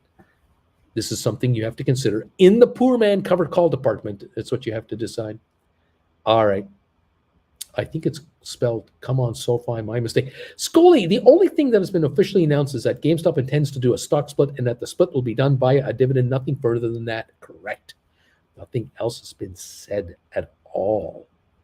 What else is going on? In the meantime, it went higher. GameStop, 147.03. It's up 53 cents on the day. Look at this volatility we got today. Now it's 146.70. We are jumping around like crazy. Goody, who cares? I assumed it was GameStop. That's my fault. Sorry. Rob, I'm $35 in the money on my calls. Laugh laws. I wish I was only 15 in the money. Duncan, did anyone get the dip? I hear you, Rob. Oh, what to do? Barry Jam, I think you need to warn people that if you write calls short term, 1 month, you can get blindsided when the stock does shoot up. You are leveraged to lose double your premiums. Look, number one thing, check my classes out, because in the classes we cover all of this. We do this. There are 13 classes you should be watching to get a handle on how options work, how they react, how they depreciate out, how they can appreciate up, all that stuff. So Barry, we do cover that, and we have covered it here before. H. Gregory, so you're saying I should like Pelosi, and I do like Pelosi and buy Apple 80s for March 2022, laugh out loud. If you can afford them, those are deep in the money. She can now write poor man covered calls against those. H. Gregory, thanks, Uncle Bruce. I got it. Pappy J, sounds like a good topic for the next class. Cindy B, my biggest mistake with poor man covered calls was buying Goldman Sachs back when it was trading over 400. Even though I bought deep in the money long out, when it dipped, I waited to sell covered calls and it kept dipping. There you go. Nick, I'm thumbs up number 177. How you doing, Nick? Welcome, buddy. How's that Home Depot now? 297 down 466. Go. We're down 80 points on the Dow. Not as bad off as we were on the Dow. We're off 5.8 on S&P. We're up 33 on NASDAQ. That uptrend has continued. As I had mentioned earlier, it looked like it was kind of coming on a bit. The Dow is better. It's still down now 81 instead of down a couple of hundred. Let's see how this works out. Look at GameStop again, down 249, 144.01 again on a dip. Volatile. A low trade of the day on GameStop is 138.35. The high trade 148.25. We're at 143.81, down 280 right now. This is $10 spread already on the day. Wow. Wooly, what happens if you get exercised with a poor man covered call? If they take you out on the one you wrote, you're long on the other side, so you're covered on the other side. You are theoretically buying the shares to deliver them, and you keep the difference. And then you buy back your in the money call and do it again. That's what happens. Vilbas, I'm tempted to start the poor man cover call hustle, but I haven't taken the course yet, so I'm hesitant, definitely not climbing back onto the GameStop roller coaster as long as it's this high. Check out the classes. I've done several classes on poor man covered calls. You do want to check those out. You really want to be, educated on what's going on to give you a better handle on it. Hector, Uncle Bruce, seems the crossed arm strategy was not great with GameStop run up yesterday. Well, again, we cannot predict minute to minute GameStop. We all know this. GameStop is an anomaly, has been an anomaly stock now for over a year and a bit. It's going to be 2 years, a year and a half at least now. So there are the upside of GameStop and the downside of GameStop. The upside, phenomenal premiums on your contracts. Phenomenal day trading opportunities from time to time on contracts. The pitfalls can be a moving market, and then you roll over and you wait for the pullback, which again is an advantage. These dramatic pullbacks, and they can pay you handsomely. You have to be in for the long haul, not for a single trade. You cannot judge GameStop on a 2-week run. You've got to be in it for the long haul, and that's the secret here to this channel. We've been into this now for a year and a half. Hector, Hector, it's still time. If you have 3 or 4 weeks, there's no gun to your head to do anything. It doesn't matter if it's 140 today, what it'll be 1.5 weeks before expiration, who knows? You either cross your arms or you stock the option chain looking for juicy rollover opportunities. This is it. This is correct. If your call is worth more now, so are all the other calls. Exactly right. That is exactly it. FL, you can't learn options in 5 minutes. Invest the time and money to educate yourself. And I have got 20 plus hours of classes ready on the website whenever you want to watch them, one at a time. And so how you do it, and invest some dollars, but your time in your brain cells into this, and you will be making money on this market. Indeed, you will. Do you have to exercise your in the money call? Do you have to exercise your? No, you don't. Nick, Uncle Bruce, I had shared my buddy. I had shorted my buddy X yesterday. 10,000 shares covered today with a profit of 1,000 for an overnight short hold. Nice going. Steal, I guess. Hector Coyote saying to Hector, June 10th, this Friday, yeah, time to roll. Not sure your strike. You could roll that into same exact strike and sell for 3 weeks out. Exactly right. Or go up and strike 3 or 5 weeks out. Exactly. Bruce, your monologue from 8:30 to 9 o'clock was spot on, says Austin. I went to an outdoor furniture store yesterday. I needed a 13-foot umbrella with a heavy base. It was 50% off, and the store was loaded with inventory. Yes, sir. Yes, sir. That's exactly it. A berry jam. I think the key trick here is that when you first buy your base, long-term in-the-money calls, or just buy the stock, you first wait for the stock to go up, then you write your short-term cover call. Well, you can do that, but again, you can also say, all right, I'm going to buy a 1-year out contract, year down the road, deep in the money, and I'm going to write a 1-month contract right now. I'm not waiting. I'm not going to write a 1 or 2 week call. I'm going to write a 4-week call out of the money, 10%, 5% out of the money. I want a nice premium, but I'll go a month out to get it. You can play that game too. It'll work. SoFi coming for 7. SoFi 694 up 7 cents. Matterport up 9 at 508. The Dow down 50. Smart Rent is only down 9 cents. Smart Rent was down at 560. It's now 580. We've come back. GameStop 145.95 down 55 right now. Coyote calls will be exercised by the brokerage. If no one does and the call expires in the money, it will. Michael, that's opposite my experience, Austin. I needed 2 umbrellas for deck tables, and the inventory was scarce. Depends on where you shop, I suppose. I'll tell you right now, the story goes, a number of retailers are along the wrong product right now, and there are going to be massive discounts in the next 2 months, massive, on a whole bunch of stuff, and outdoor furniture seems to be part of it. It should be interesting. We're down 58 on the Dow, now 62 on the Dow. We're not as bad off as we were. S&P is only down 2.9, and NASDAQ is up 53 points. So NASDAQ has turned it. Coyote, SoFi gunning for 7 again. I wish I was able to get more in the 660s yesterday. I was loving that. Austin, Mike, I didn't argue with them. Probably different in different parts of the country. There you go. We're up 9 on Matterport, only down 7 on Smart Rent, up 8 on SoFi, 694. Spire up 14 cents. We're coming back. We're only 6 points away. 6 cents away on Spire to get back the losses from yesterday. I think we lost, 20, 18, 22, something like that. GameStop, 146.37, down 13 cents. Now 146.63, up 13 cents. AMC up 45. ATIP up 4. Rocket Lab down 3. Cyxtera up 23. ME up 5. Pfizer up 17. HPQ down 65 cents. In the money covered calls. They're on sale. Home Depot down 350. Vanik down 56 cents. IBM down 68. Microsoft down 21. Apple up 93. Goldman down 224. Cisco is another one of those that you can go with deep in the money calls. We're at 45.57. Pick up 30 or 35s on Cisco. Picking up $1,500, $1,400, $1,300 contracts, maybe 31s, 32s, 33s, and then writing calls on Cisco. Cheap, you can get a bunch of them and write 5 or 10 at a time. There you go. There's money in them there hills. Amazon 123.53. You can buy $100 Amazon in the money contracts. Are they available for a decent price? Are they ridiculously priced with premiums? Then don't do it. You won't be writing covered calls there for any money.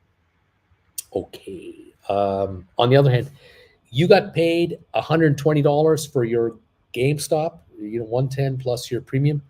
You can now buy at Amazon instead and write Amazon calls instead of GameStop calls. You could just write on it. They have high premiums, something to look at.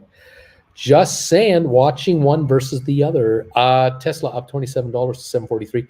Google up $10 to $23.55. Another strategy, you take 10, 11 grand and buy 5 Google shares, which will turn into 100 Google shares, and then write a Google contract when you get that.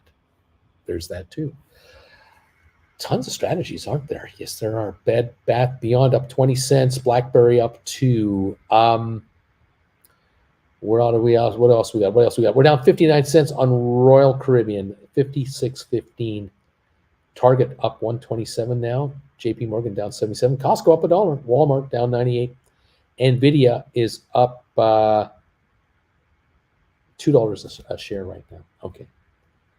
Okay, here we go. Down 78 on the Dow. Matterport 506, up 7. SmartRent 580, down 9. SoFi 690, up 3 cents on SoFi. Spire 182, up 12. GameStop 146.18, down 32 cents right there. Michael, I had to buy some weird square ones I don't even like. You're talking about Umbrella. Awesome. Yeah, they had all of these new age ones with lights, etc. And we went old school with the tried and true umbrellas. Vilbus, I'm tempted to buy 2 300 HPQ and start writing on that, or just buy another 1,000 SoFi. There's that too. Michael, that's what I was looking for, laughing out loud, the umbrellas with the lights. Alrighty, we are watching the Dow down 90. We've got GameStop at 146.30, down 20 cents right now. Okay, volatility all over the place here. Nick, I'm going to bike my commute today. I'm going to bike my commute.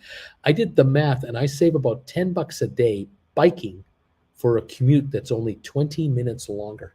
Save $10 a day. That's $50 a week, $200 a month. Wow. And you're getting in shape. Wavy, I thought about buying as much of SoFi possible to hopefully ride it back up to 8, cash out, by GameStop hopefully after it falls. Perfect world, yes. True. Austin, you can't fit. You can fit about 6 people under this umbrella. That might be a bad thing, as my mother-in-law might be down more. Overlooked that. Yeah, it's, she fits in under that umbrella with you guys. Got to be careful there, Austin. I don't know. These are thoughts. Okay, oil about to crumble under my demand loss. There it is, Vilba. Since you're commuting, or whoever's whoever's going to commute. Vilbus, Nick, and the health benefits, as long as you don't get hit by a car. That's right. Michael's laughing. Olivia's laughing.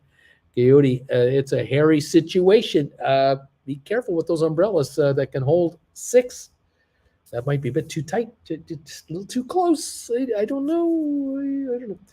Okay, well, we'll see. Yeah, 144.53 on GameStop, down $1.97 again. We're down again, down $2.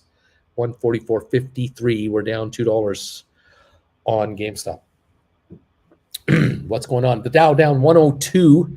Tried a recovery, couldn't do it, but it might be waves of recovery. We'll see. Oil got to 121. It's now 120. Okay, dude, in college, I wanted to get hit by a bus. Please pay my tuition for me. Laugh out loud. Austin, that's grandma. Coyote, mother-in-law is pretty cool. Okay, all right. I don't know what to say. Yeah, okay. 143.96 on GameStop now, under 144, down 250. High of the day on GameStop today, 148.25, 144.40 right now, 143.93. We're under 144, it seems, right now. The low 138. Okay.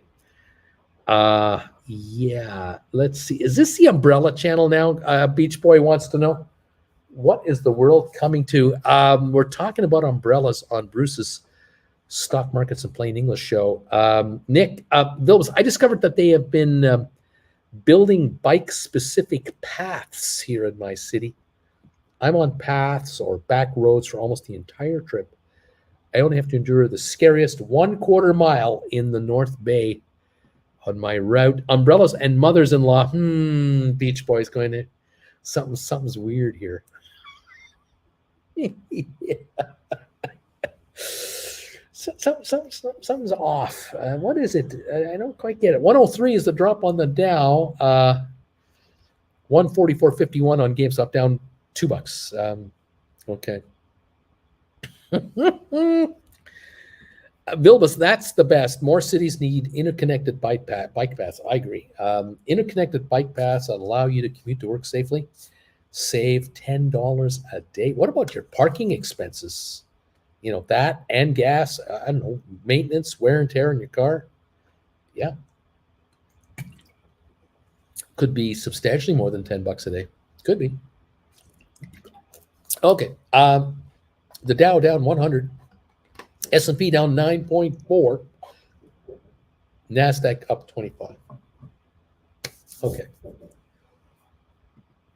AB, do you think these oil prices will eventually collapse if Saudi Arabia, OPEC, is convinced to overproduce? The U.S. is supposedly putting pressure on. What doesn't get talked about a lot is that not only is there pressure, but is there greed involved in the OPEC family? They all overproduce. But the U.S. is ramping up its production. Canada is ramping up. Everybody that's non-OPEC is ramping up too. These dollars are big-time dollars. 120 American for a barrel of crude. Are you kidding me? That is ridiculous money. The cost of production can be $30 to $70 a barrel, so the margins are pretty darn good. Yeah, there's a lot of production going on here. Aren't we at Umbrellas with Bruce in plain English? Isn't this the channel? Umbrellas with Bruce in plain English. Nick, AB, oil will be under 100 by the end of the year. Eventually, someone is going to take the money on the table and run with it. Yeah, I wonder. I wonder how long it can maintain it. You know, the summer driving season will come and go. We come into fall and winter, lower energy use overall. Sure, it shifts from autos to heating, but not as much. It'll be lower. Then what? Do we lose $30 a barrel real quick? What? Vilbus, riding a bike is generally stress relieving, whereas just sitting down in your car, yeah, it can be, you know, your levels, your cholesterol levels and your tension. I hear you, man. Being stuck in commuter traffic, not fun. 146.55 here on GameStop. We're back to unchanged on the stock. We are jumping around up and down, up and down. SoFi up 3, 689. Matterport up only 4 cents at 503. The Dow down 98 right now at the moment. A ton of questions here. What is going to happen? GameStop now was up $1. Now it's down again. What's it doing? What's going on with GameStop here? Mirko, I managed to roll a June 17 $80 call on GameStop into a January 23 for 0. Thank you very much. Now I can keep writing poor man cover call for 0 money. Sold June for 66 and bought Jan 20 for 66. It's crazy. I'm not sure how this manages. The call was a $66 price to buy it back, so we ended up selling a call for 66. But what strike price? That's what I'm. So I don't know what strike price Mirko did this with. Okay, Splair. If not, I will have to look at another umbrella channel to keep myself from rain. So keep talking umbrellas. Beach Boy, Uncle Bruce is bearish on oil. At least that hasn't changed. Vilbus, yes, there's a well-documented psychological responses to the stress of driving. That's true. And then Duncan Roku, Splair, of course, I would never look for another bagel and stocks channel. But I'm missing the bagel part. Mirko, Jan is also $80. So sorry. Okay. So you did an $80 January for the same money? Is that what it is? Barry, I've been watching that umbrella guy covering the Amber Heard Johnny Depp trial. So coming over to Uncle Bruce, that other umbrella guy works quite well, and it makes sense to me. Okay. All right. 147.64 on GameStop, up $1.14. Is that accurate? I guess. Volume 1.4 million on GameStop this morning. at the moment. Okay, we're down 97 on the Dow, and SoFi still up 4, Matterport up 8, Smart Rent down 3, Spire up 10, GameStop up $1.10, AMC up 50 cents to 13.57, ATIP up a nickel, Rocket Lab down 8, Cyxtera up 15, ME up 3.5 cents, Pfizer down 6, HPQ down 84 cents. Deal. Home Depot down 297. Vanik down 74 cents. IBM down 73. Microsoft down 24 cents. We've got Apple up 97. Goldman down 269. Cisco down 17. Facebook up 455 for Facebook, up 455 to 200. Amazon up 47 cents now. Tesla up $30. Google up 740. Bed Bath Beyond up 20 cents. That's what I see on some of these guys here. Down 90 on the Dow right now. 147.97 on GameStop, up 147 a share. Merco, yes, same money for the 80 January 23rd that I received for the June 17th. Someone was desperate there. Coyote, 1.4 million on GameStop in 40 minutes. Nick, what if Uncle Bruce had 20 channels and we had to chase him from topic to topic? I mean, we'd be busy here. Austin, didn't realize umbrellas were so controversial. I'm going to sit down right now. Mallow, good morning. I'm number 184 on the thumbs up meter. Thank you guys for these thumbs ups. AB, I hope the days of sub $2 ATIP and the days of sub Spire are not for long. I hope that's the end of that soon and we can talk about much higher prices here. Wouldn't that be lovely? Couldn't agree more. Spire 180. Come on, man. Let's go. ATIP 223, ME 240. Let's get over $3-4 on these and let's get going. 118 is the drop on the Dow right now. Down 10 on S&P. Still up 32 on NASDAQ, but we're not taking off. We're not like just, let's go. That's not happening. I don't see that going on. Okay. GameStop 147.93 up 143. Now I see it at 146.49. Now I see it going negative. What's right? Is GameStop green or red? One of my devices is green, one is red, and now I see it up only 30 cents. So it's jumping. It's just, well, what can I say? It's only up a nickel now. Austin, AB, you and me both waiting for the first big drug announcement from ME. That's all it would take. 120 point loss now on the Dow. That seems to be going negative again. S&P down 11, NASDAQ up 31. Okay, oil up 47 cents.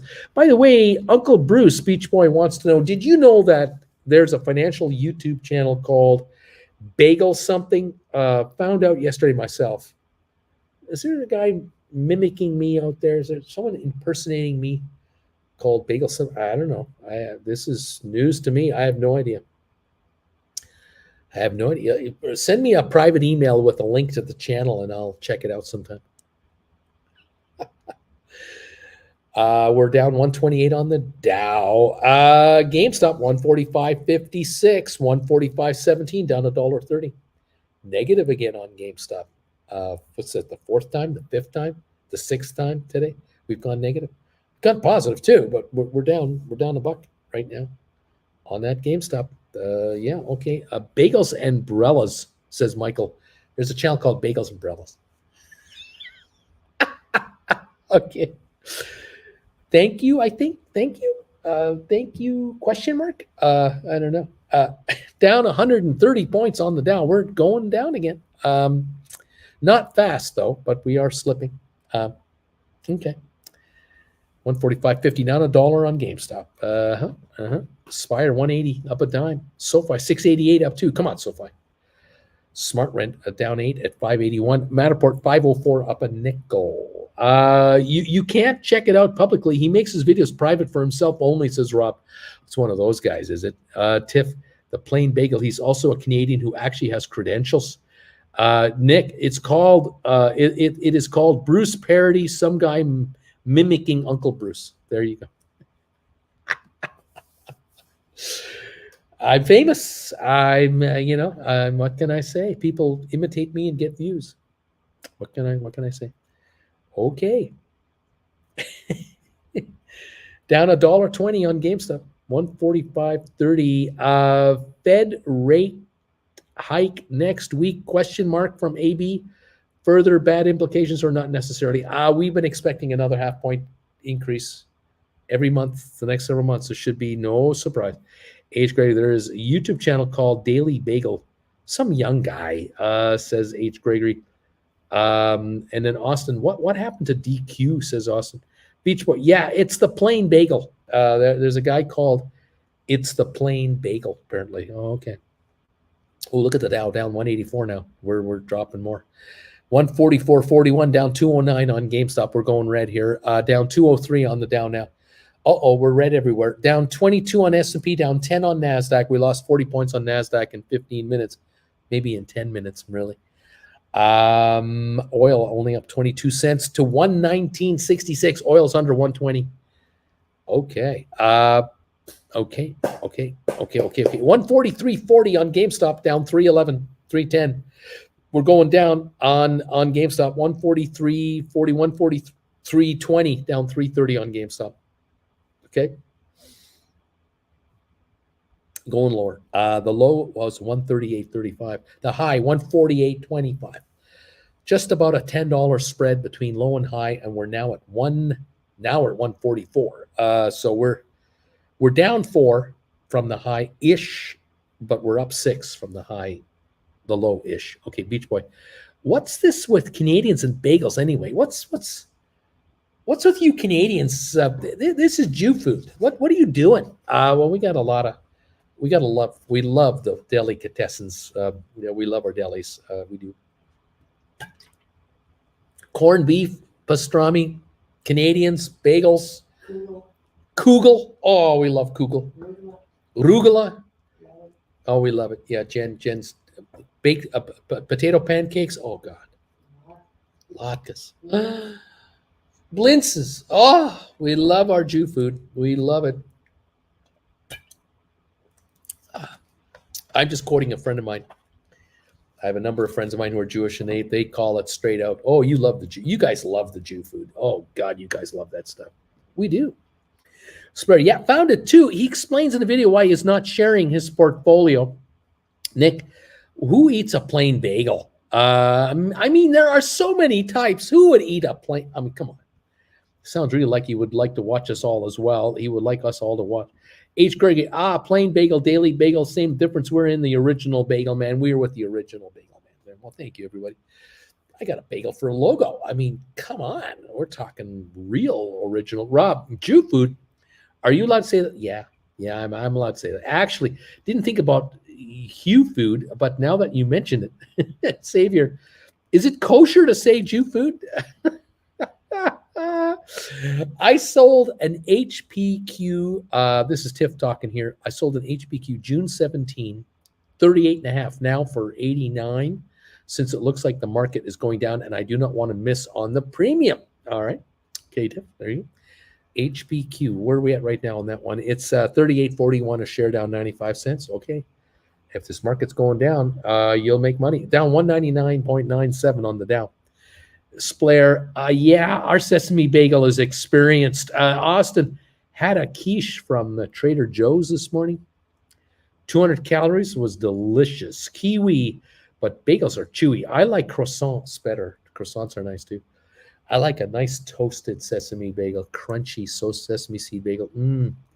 Haven't had one for quite some time.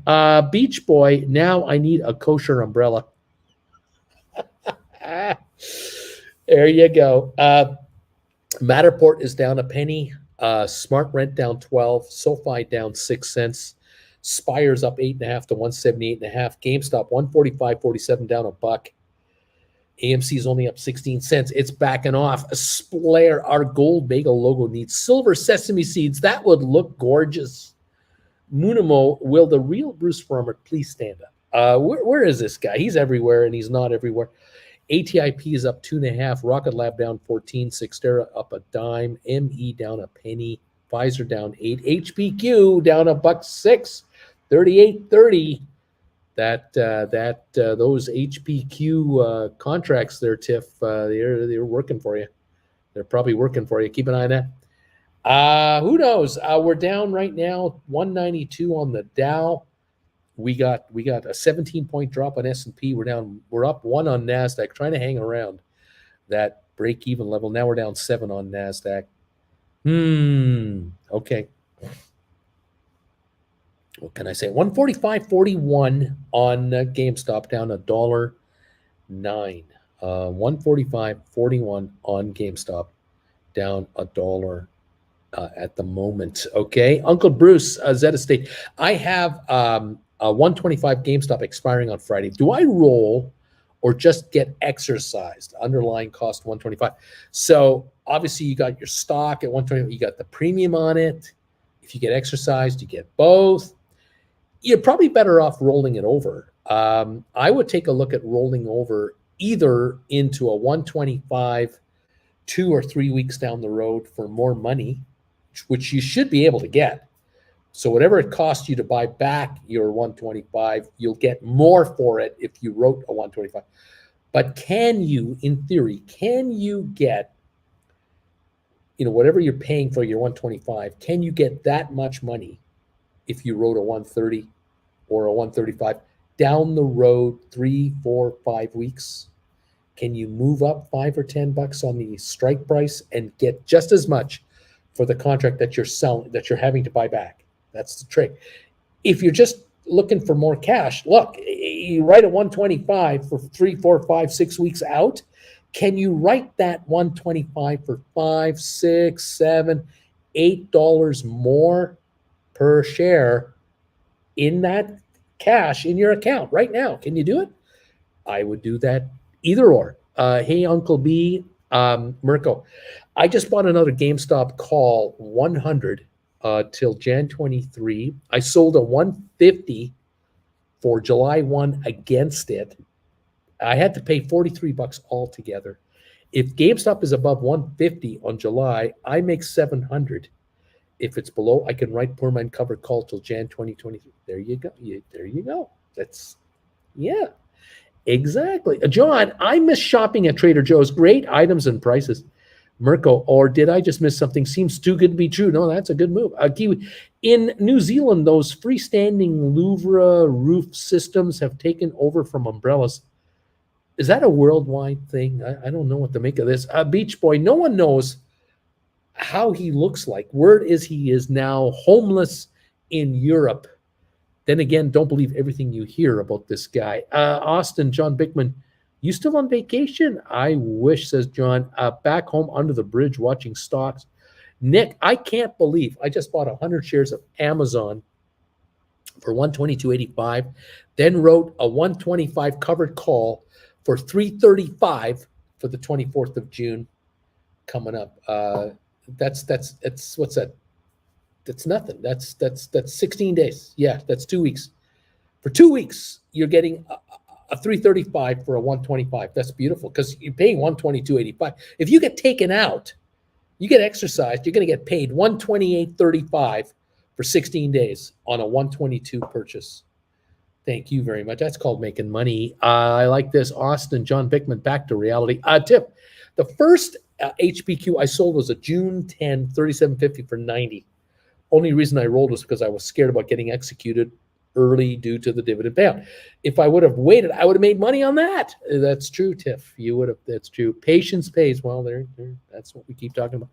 GameStop 146 right now, down 50 cents. The Dow's down 118. We're coming back a little bit again. A little recovery. We're up 27 on the NASDAQ again, so it's coming back a bit. GameStop still down 98, though, 145.52. There you go. AB, I'm thinking the strict COVID lockdowns in China causing Western business investment to flee is a bad thing short-term for the U.S. economy market and a great thing long-term. What are your thoughts? COVID lockdowns in China. Yeah, I think that getting money out of China is a good idea. Getting money into North America is a good idea. Europe too. because the China thing is you're only seeing the tip of the iceberg in problems in China, the tip of the iceberg. There are some underlying issues there that are really ugly. The real estate is the one that we keep hearing about. We keep seeing it. You can't hide that. You can't hide the fact that a whole bunch of cranes are sitting on top of condos and they're not moving. There's a whole bunch of condos that were completed in China that are empty and will stay empty for years. There's a whole bunch of condos that have been made empty, been sold lately, occupied recently, that are down substantially and will continue to stay underwater for a while. And then there's the problem of the potential higher interest rates potential in China. Right now, China's trying to keep rates low by dropping them, but eventually they'll have to raise them, and that will create even more pressure on their real estate economy. Not good. Many thousands, if not hundreds of thousands, if not even millions of Chinese construction workers laid off right now, not being called back for a long time. That is a problem too. Kiwi, who thinks patience with SoFi is going to yield us a huge profit? So we're at 684. Come on, SoFi, let's go. 145.82 on GameStop, down 68 cents. There you have it. There's the story of a lovely lady with 3 lovely daughters of her own. We're down 133 on the Dow again. What is this market going to do today? I don't know. Headline: Americans have not felt this gloomy about their finances since the Great Recession. I walk every day just to get out of my head and just try to stay, try to stay healthy. But I don't know. All kinds of headlines out there about the economy and what's going on. I just saw 3.5 million order go through on SoFi, says Nick. It's at 682, down 4 cents. 10.8 million traded on SoFi right now. 682 down 4. I don't know. We'll see what this does. Coyote, Kiwi, 100% believe in SoFi. John, Kiwi, I do. The real question for me is how long will we need to wait? SoFi, in my opinion, is going to do great for us. I agree with all of you on SoFi. It's going higher. I'm with you. Kiwi says LL. Coyote, I firmly believe everyone buying SoFi down here, which is most of us, are going to see a huge return on investment in our futures. I agree with you all. Going to be fun times for us. John, but I also believe Spire, so I may not be best judge, laugh out loud. I think if you're buying Spire and you're buying ATIP, picking up ME, grabbing Matterport, SmartRent, SoFi, guys are going to do well. You're going to do very well. I really believe these guys are going to do well. Rocket Lab, so many hundreds of millions in orders for Rocket Lab. Sextera, takeover target, 1452. It's going to go higher. ME, oh my, 236. What a deal. What a deal. We're down 122 on the Dow. We're at 146.17 on GameStop, down 33 cents. That's where we're at right now on this channel live. That's where we're at right now, everybody. AB Morningstar is still rating as of 4 days ago. SoFi is worth $15. So even conservatively, buy and hold 100% plus return on your money. More like 150%, I guess. Fun times, more Yoko. Kiwi, I have 8,000 SoFi. Is that too many? Not when they're 25 a share. You're going to go, why did I buy more? Why didn't I buy it when it was down there? John, Uncle Bruce, needed you to read that with your fun voice. I was trying to be funny.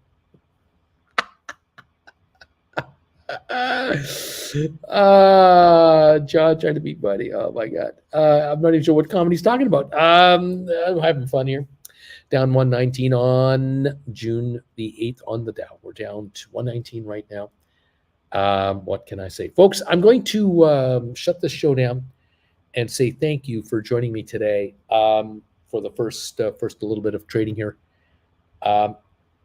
Keep an eye on everything. We will too. Jen and I are going to head out in a little bit. We're going to, in between this show and our 3 o'clock Eastern time show when we'll be back on, we're going out for a bite to eat, and we're going to meet somebody here in Munich. Kind of looking forward to that. We'll be on at 3 o'clock Eastern, 9 o'clock Munich time, for those of you curious. We'll be back. Bring back Yoko. Yes. For SoFi, when Biden cancels student loan debt, does SoFi have to write off their student loans at a loss? No, they get paid. They get paid. by the government of the United States government gives cash to the banks for those loans. It's not like they make the banks lose money. The taxpayers of America collectively hand checks to the banks for every student that gets paid off. The banks don't lose. The money turns around inside these banks, including SoFi, gets relent to other borrowers for other stuff: cars, umbrellas, lawn furniture, credit card debt, house refurbishments, stoves, fridges, holidays, anything. Yeah, it's money from the government to the banks to knock off those loans so that those borrowers have less debt now, lower costs of living, so they have a better shot at spending more of their money. Instead of the bank loans, they're spending the money to buy stuff too. This is an economic booster. This is a huge economic booster, including SoFi's bottom line making more money right now routine, because SoFi will get millions of dollars, gazillions of dollars that they will re-lend now at higher interest rates because the rates are going up. It's a win-win-win. It's huge. The American taxpayer is investing in these students who've got these degrees, who can now continue to go and job hunt and work and pay taxes and create jobs as they spend their money. But the banks are going to turn around with this cash and re-lend it into their existing businesses. They're going to just go. It's a good thing. Good afternoon, says LL Austin. Kiwi, make it 10,000 easier, Matt. John, no, Barry, they will get a giant check from the taxpayer. But Esper, by the way, have a good break with good luck, you all, and stay relaxed. Bruce, Vilbas, Barry, no, so far we'll get paid by the government. Rob, bon appetit, Bruce, and Jen, have a good break. And thanks as always, John Anderson. Thanks, everybody. Kiwi, we know you're going out bagel searching. Duncan, thumbs ups. Uncle Bruce, don't forget to take an umbrella with you. Could rain, you know. At least he mentioned again umbrellas. AB, Uncle Sam is Santa Claus for as far as corporations, banks are concerned. Government spending is good for your stocks. Laugh out loud. It all ends up in the company's coffer somewhere. Duncan, closing rant. Love it. Austin, SoFi won't get any money. They own private loans. Yeah, but they have some, I think, government. They might have some of that. We'll see. We'll only get money from their refis. We'll see. I agree with Beach Boy. It's already here in my location in Germany, says Blair. Vernon later, Gator. There you go. Okay, guys, we'll see you later. The Dow's down 117. GameStop 145.96 down 54. We'll see you at 3 o'clock this afternoon for the final hour. Uncle B, AB, have a good one, Uncle Bruce. John, great point. So, folks, thank you all for being here. See you later today at 3 o'clock Eastern for the final hour. Let's keep an eye on these markets and see what's going on. And we'll see what happens. Barry Jam, I'm going in big on SoFi then. Bruce, you've just earned my subscription. Thank you. Thank you. Love it, guys. Okay, guys, we'll see you this afternoon at 3 o'clock. Bye for now.